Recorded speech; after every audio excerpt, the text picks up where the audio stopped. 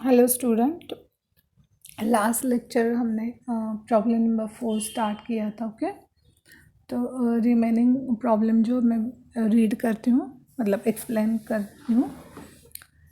पहले problem read करेंगे, उसके बाद वर्किंग नोट देखेंगे और फिर फॉर्मेट में वो सब अमाउंट जो है वो फिल कर देंगे। ओके, और जो भी बच्चों ने असाइनमेंट नहीं दी है अभी तक, आप लोग असाइनमेंट सबमिट कर दो कॉलेज में।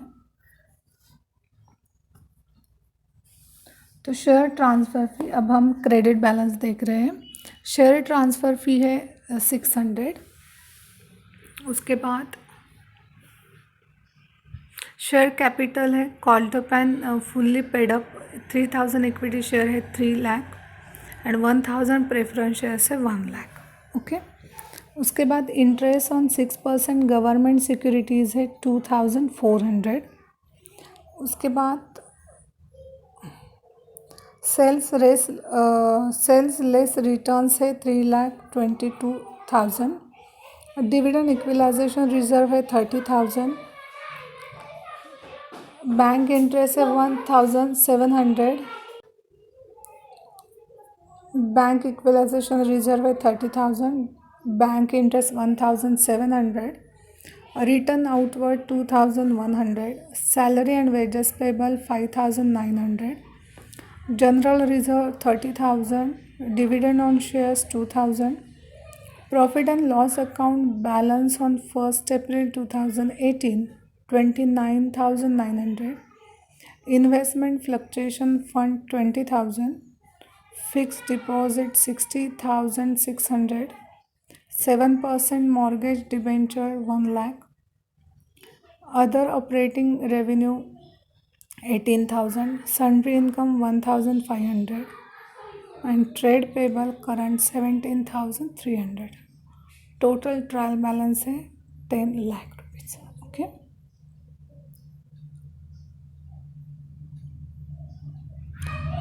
एडजस्टमेंट है। You are required to consider the following. First, the registered capital of the company is rupees 8 lakh divided into 6,000 equity shares of rupees 100 each and 2,000 preference shares of rupees 100 each. Then of the bank debts, of the book debts, rupees 15,000 were outstanding for more than 6 months. All the debtors are unsecured but considered to be good except a debt of rupees 5,000. Third one is the market value of 6% government securities as on the date of balance sheet was rupees 35,000. Discount on next adjustment, discount on issue of 7% mortgage debenture to be written off by 70%. Next adjustment, transfer rupees 19,900 to general reserve. Next adjustment is depreciate furniture at the rate 10% per annum as per written down value method. Next is stock of raw materials as on 31st March 2019 amounted to rupees 11,900. Next adjustment, provision for taxation is to be made at rupees 30,500 of net profit. Prepare final accounts of the company as per the Indian accounting standards in accordance with Division 2nd to the Schedule 3rd of Companies Act 2013. Okay, मतलब adjustment भी हमने read कर ली है। जैसे मैंने आप लोगों को बताया, पहले हम क्या करेंगे, प्रॉब्लम रीड करने के बाद जिसके ऊपर एडजस्टमेंट है उसे टिक आउट करके लेंगे। उसके बाद वर्किंग नोट बनाएंगे। अब वर्किंग नोट कैसे हैं, जो फॉर्मेट है, मैंने फॉर्मेट आप लोगों को दिया था और हम तीन प्रॉब्लम हमने सॉल्व की, उसमें हमने फॉर्मेट देखा है। तो अगर वन बाय वन आपके ध्यान में नहीं रहता है, तो आपको एक तो प्रॉब्लम समझ में आना चाहिए कि इसमें कौन से वर्किंग नोट बनाने। फॉर एग्जांपल अब इसमें अगर प्रॉपर्टी प्लांट एंड इक्विपमेंट का नोट बनाना है और अगर इन्वेंटरीज दिए ही नहीं है हमें प्रॉब्लम में, तो वो स्किप करना है। ऐसे आपको एक तो समझ में आना चाहिए। अदरवाइज़ आप वर्किंग नोट भी फॉर्मेट के हिसाब से बनाओ। अगर कुछ आइटम नहीं है, for example other non current asset नहीं दिया एग्जांपल में, तो ब्लैंक रहो, तो वहाँ पे नीले रख लिख सकते हो। एक तो आप इस तरीके से अब प्रैक्टिस करो कि पूरे के पूरे वर्किंग नोट, मतलब जितने भी शेड्यूल्स है उतने वर्किंग नोट आप बनाओगे, या फिर एज पर प्रॉब्लम जैसे दिया है उस हिसाब से आप वर्किंग नोट बनाओगे। वो डिपेंड करता है आपके ऊपर, सब डिपेंड है कि आप कितनी प्रैक्टिस करते हैं, उस हिसाब से आप वो सॉल्व कर सकते हो। ठीक है, तो अब पहले हम क्या करेंगे, प्रॉब्लम रीड करने के बाद एडजस्टमेंट जिसके ऊपर है उसे टिक आउट कर दिया। अब हम वर्किंग नोट बनाते हैं डायरेक्टली। ओके, तो वर्किंग नोट में फॉर्मेट में आगे लेते हुए ये देखो स्क्रीन पे आपको दिखाई दे रहा है नोट्स टू अकाउंट्स। तो फर्स्ट वर्किंग नोट है property plant and equipment related. Okay, अब हमें एग्जाम्पल में दिया था furniture fixtures and fittings as on 1 April 2018। आप जो हमारा ट्रायल बैलेंस है वो देख सकते हो।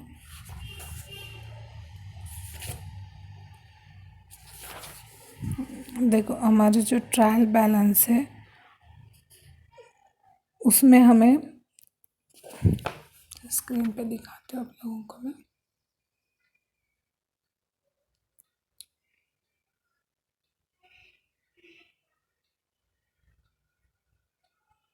एक सेकेंड, कहाँ गया प्रॉब्लम नंबर 4 स्क्रीन पे दिखाई दे रहा है। उसमें देखो फर्नीचर फिक्चर्स एंड फिटिंग्स है 1 अप्रैल 2018 के 1,47,500। वो हम क्या करेंगे, जो हमारा वर्किंग नोट है फर्स्ट देखो यहाँ पे दिखाई दे रहा है वर्किंग नोट। यहाँ पे हमने ले लिया 1,47,500। उसके बाद एडिशन टू फर्नीचर है 1 अप्रैल 2018 का 2,500, वो ऐड कर दिया। और डेप्रिसिएशन था 10%। डेप्रिसिएशन कितना था 10%। तो 1,50,000 में 1000 के ऊपर हमने क्या किया 10% डेप्रिसिएशन कैलकुलेट किया 15,000। तो टोटल हमारा फर्नीचर इक्विपमेंट कितने हो गए 1,35,000। ओके, उसके बाद मैं निकाल लेती हूँ। सेकेंड है बिल्डिंग्स। बिल्डिंग्स कितनी थे हमारे 2,32,000 एंड प्लांट एंड इक्विपमेंट थे 2,50,000। तो total property plant and equipment हो गए 6,17,000। ठीक है, सेकेंड वर्किंग नोट है capital work in progress. Capital work in progress है 9,400। ओके, देन थर्ड पॉइंट है अदर इंटेंजिबल एसेट्स। उसमें है पेटेंट एंड कॉपीराइट 18,000। उसमें क्या पॉइंट कवर है patents and copyright 18,000। Okay, then next point है इन्वेस्टमेंट्स। नेक्स्ट पॉइंट क्या है हमारा इन्वेस्टमेंट। उसमें investment in 6% government securities purchased on 1 April 2018 40,000। उसकी फेस वैल्यू थी 15,000 और मार्केट वैल्यू थी 35,000 और हमें एक्चुअल प्राइस दी थी 40,000। तो हम क्या करेंगे अमाउंट के कॉलम में 40,000 लिखेंगे। ओके, उसके बाद इन्वेस्टमेंट इन इक्विटी शेयर्स है 20,000। तो टोटल इन्वेस्टमेंट हो गई 60,000 की। देन नेक्स्ट पॉइंट है अदर नॉन करंट एसेट। उसमें डिस्काउंट ऑन इशूड ये चल रहा है हमारा अदर करंट एसेट पॉइंट, उसमें है discount on issue of debenture 2000 और लेस 70% रिटर्न ऑफ, जो एडजस्टमेंट थी हमारे पास, इसके ऊपर एडजस्टमेंट थी। देखो डी नंबर की जो एडजस्टमेंट है वो थी discount on issue of 7% mortgage debenture to be written off by 70%। Okay, तो हम क्या करेंगे, जितनी भी हमारी अमाउंट है 2000 उसमें से 70% लेस करेंगे। ओके, तो 1400 हमने लेस किया था, टोटल हमारी discount on issue of 7% debenture 6000 हो गए। ठीक है, सॉरी 600 हो गए। देन नेक्स्ट पॉइंट है इन्वेंटरीज, उसमें loose tool 7500, stock of raw material है 11900, मतलब टोटल इन्वेंटरीज हो गई हमारी 19400। ओके, नेक्स्ट है ट्रेड रिसीवेबल। ट्रेड रिसीवेबल में है करंट 50000, उसमें outstanding more than 6 months adjustment है हमारे 15000 और अदर्स में 40000, तो टोटल हो गए 55000। और उसमें से ही हमने क्या किया था, प्रोविज़न की थी बैड एंड डाउटफुल डेब्ट्स की 5000, तो टोटल हमारे ट्रेड रिसीवेबल हो गए 50000, मतलब 55000 माइनस 5000, ट्रेड रिसीवेबल हो गए 50000। ठीक है, इसके बाद नेक्स्ट पॉइंट है कैश एंड कैश इक्विवेलेंट्स। तो कैश इन हैंड है 8700, कैश एट बैंक है 17000 एंड पीटी कैश हो गए 300, तो total cash and cash equivalent हो गए 26000। ओके, देन नेक्स्ट पॉइंट है अदर करंट एसेट, उसमें अदर इनकम रिसीवेबल है 1800। उसके बाद इक्विटी शेयर कैपिटल है, और जो इक्विटी पॉइंट आएगा वो, उसमें एथोराइज कैपिटल जो होता है वो हम टोटल में नहीं लेते। जो एथोराइज कैपिटल है वो 8 लाख है। वो कैसे डिवाइड किया है, 6000 इक्विटी शेयर है और 2000 प्रेफरेंस शेयर है, और पर शेयर 100 रुपीज़ का है, मतलब equity share 6 lakh and preference share 2 lakh के है। वो एथोराइज कैपिटल, इसलिए जब हम 8 लाख लिख रहे हैं तो उसके नीचे अंडरलाइन दिखाई देगी आपको, इसका मतलब हम एथोराइज कैपिटल टोटल में नहीं लेंगे। ठीक है, उसके बाद इशूड एंड सब्सक्राइब कैपिटल जो है वो क्या कितना है, 3000 equity shares of ₹100 each fully called up and paid up, मतलब 3000 into 100 is equal to 3 lakh and 1000 preference shares of ₹100 each fully called up and paid up 1 lakh, तो टोटल हमारे इशूड एंड सब्सक्राइब कैपिटल हो गया 4 लाख। ठीक है, then other equity, dividend equalisation reserve है 30,000, general reserve है 30,000 and उसमें ऐड हम करें transfer to general reserve 19,900, adjustment थी हमारी कि हमने जनरल रिजर्व को 19,900 ट्रांसफ़र किए, वो भी हम उसमें ऐड कर देंगे, तो टोटल जनरल रिजर्व हो गया हमारा 49,900। उसके बाद इन्वेस्टमेंट फ्लक्चुएशन फंड हो गया 20,000, प्रॉफिट एंड लॉस अकाउंट हो गया 1,30,000,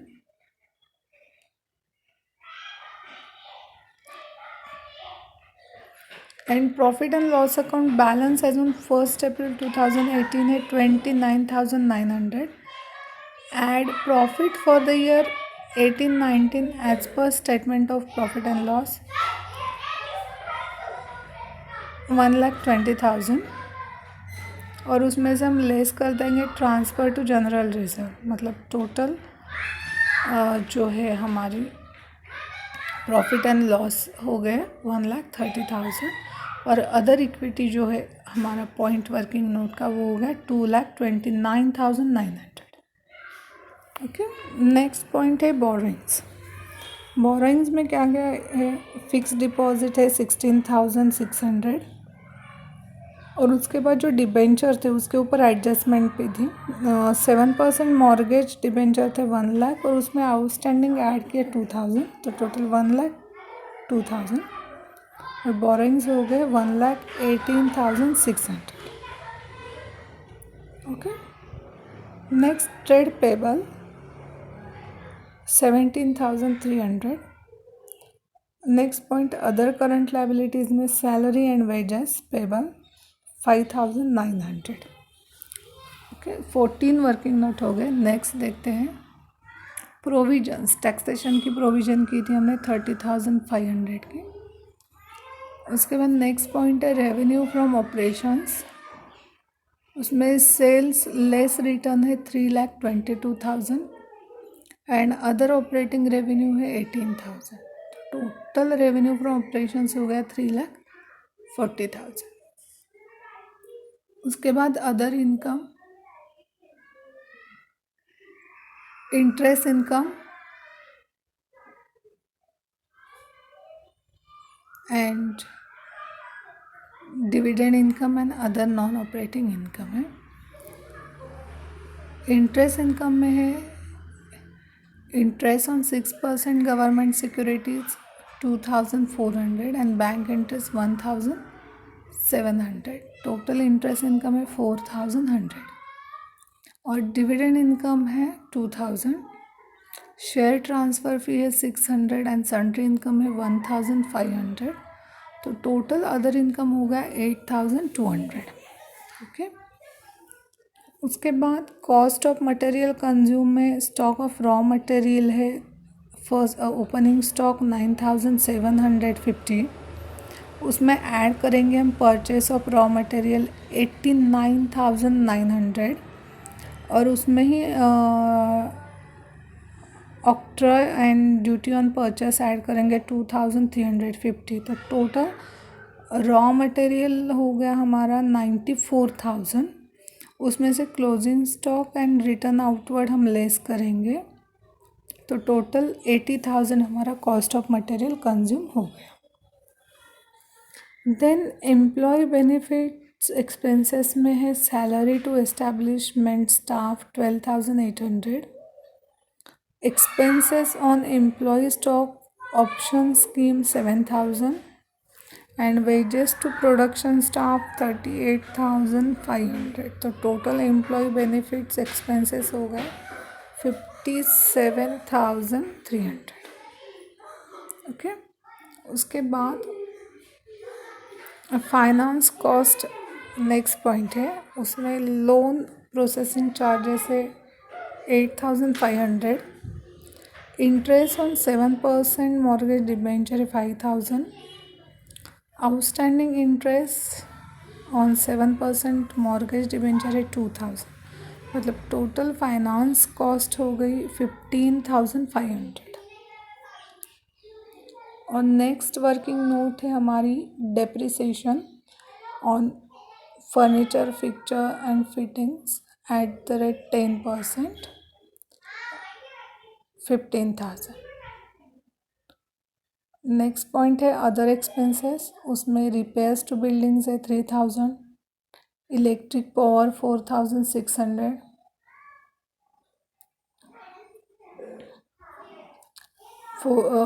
रिपेयर्स टू बिल्डिंग है 3,000, इलेक्ट्रिक पावर है 4,600, ऑफिस रेंट है 11,100, फैक्ट्री इंश्योरेंस है 4,800, provision for bad and doubtful debts है 5,000 and discount on issue of 7% mortgage debenture return of 1,400। तो टोटल अदर एक्सपेंसेस हो गए 29,900। ओके, और लास्ट वर्किंग नोट जो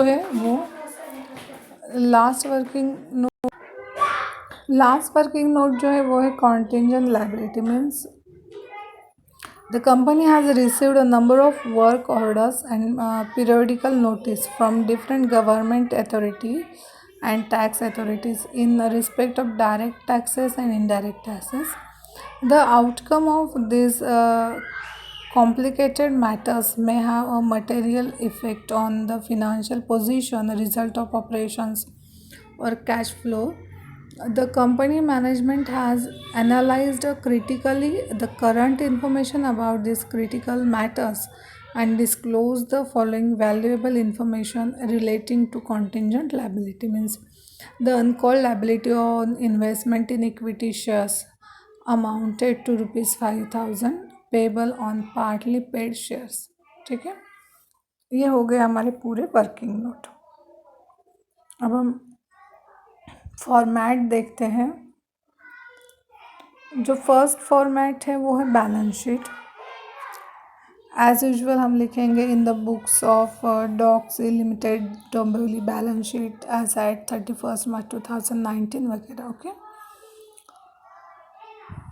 तो फर्स्ट नॉन करंट एसेट में property plant and equipment 6,17,000, capital work in progress 9,400. उसके बाद अदर इंटेंजिबल एसेट थे 18,000 के. उसके बाद इन्वेस्टमेंट 60,000 थे और अदर नॉन करंट एसेट 600 थे. देन करंट एसेट में इन्वेंटरीज का पॉइंट हमने कवर किया, वो था 19,400. ट्रेड रिसीवेबल थे 50,000 एंड कैश इक्विवेलेंट थे 26,000. Okay, and other current asset 1,800. तो टोटल एसेट हो गई हमारी 8,02,200. देन लायबिलिटी साइड में equity share capital 4 lakh, other equity 2,29,900 and trade पे बोरोइंग्स में है 1,18,600. ट्रेड पेबल्स है 17,300. Other current liabilities 5,900. प्रोविज़न 30,500. तो टोटल लायबिलिटी हो गई 8,02,200. ओके, इसके बाद प्रॉफिट एंड लॉस के फॉर्मेट में हम देखेंगे रेवेन्यू फ्रॉम ऑपरेशंस है 3,40,000, अदर इनकम 8,200. तो टोटल जो है हमारा 3,48,200 है. उसके बाद cost material consume 80,000, employ benefit expenses 57,300, finance cost 15,500, depreciation 15,000, other expenses 29,900. तो टोटल इनकम साइड जो है नॉट इनकम एक्सपेंसेस साइड जो है वो है 1,97,700. ओके, उसके बाद profit before exceptional and tax है 1,50,500. मतलब 3 माइनस 4 करेंगे हम. 3 मतलब टोटल इनकम माइनस एक्सपेंसेस करेंगे. उसके बाद करंट टैक्स जो है हमने प्रोविज़न की थी 30,500 आ गई. कंटिन्यू ऑपरेटिंग मतलब profit for the period from continue operating period 1,20,000. मतलब 1,50,500 माइनस 30,500 हमने किया. और profit for the period 1,20,000. Okay, और इक्विटी शेयर हम कैसे निकालेंगे 1,20,000 डिवाइडेड बाय 3,000. तो पर इक्विटी शेयर हमें 40 रुपीज़ मिलेंगे. ये हो गया फॉर्मेट हमारा. ठीक है, तो फर्स्ट ऑफ ऑल जब भी फाइनल अकाउंट आप सॉल्व करोगे दैट टाइम आपको क्या करना है, वर्किंग नोट भी उतने ही इम्पॉर्टेंट है जितना फॉर्मेट आपको फिल करना इम्पॉर्टेंट है. क्योंकि वर्किंग नोट को भी आपको मार्क है और विदाउट वर्किंग नोट आप फॉर्मेट फिल नहीं कर सकते. तो आप वर्किंग नोट की प्रैक्टिस करो अच्छे से और फॉर्मेट लर्न करो कि फॉर्मेट में कौन सा पॉइंट किसके बाद आता है वो. ठीक है, नेक्स्ट लेक्चर को हम नेक्स्ट प्रॉब्लम लेंगे. तब तक आप ये 3-4 प्रॉब्लम की प्रैक्टिस करो. जितना फाइनल अकाउंट आप प्रैक्टिस करोगे मतलब जितना सॉल्व करोगे ये उतनी आपकी प्रैक्टिस अच्छे से होगी. ठीक है. क्योंकि फाइनल अकाउंट प्रैक्टिस के बिना नहीं होता है, बहुत इम्पोर्टेंट है प्रैक्टिस, उसके शेड्यूल्स वगैरह सब पॉइंट कवर करना। तो आप लोग वो अच्छे से प्रैक्टिस करो, ठीक है। बाकी नेक्स्ट लेक्चर को नेक्स्ट प्रॉब्लम लेंगे हम।